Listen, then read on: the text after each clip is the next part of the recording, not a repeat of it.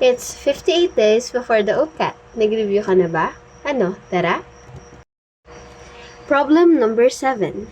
Find the inverse of f of x equals 2x plus 1 over x minus 3.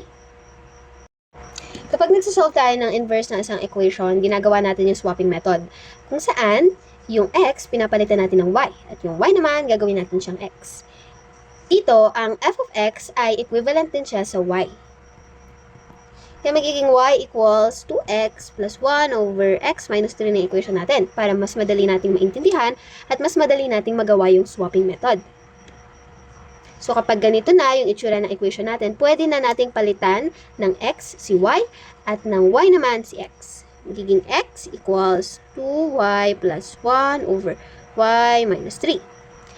Para matanggal natin yung denominator dito, ang gagawin natin ay i-multiply natin ng y minus 3 both sides.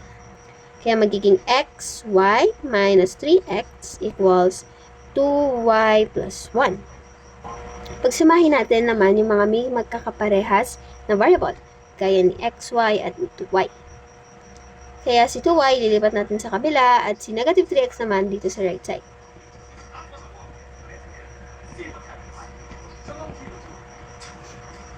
Yan, pwede na nating i-segregate si y para maging y quantity x minus 2 equals 3x plus 1.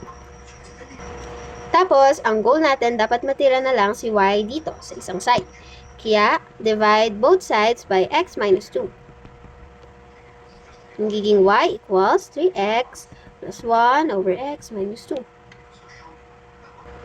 Ayan, nakuha na natin yung inverse ng equation na sinusolve natin. Ganun lang kadali.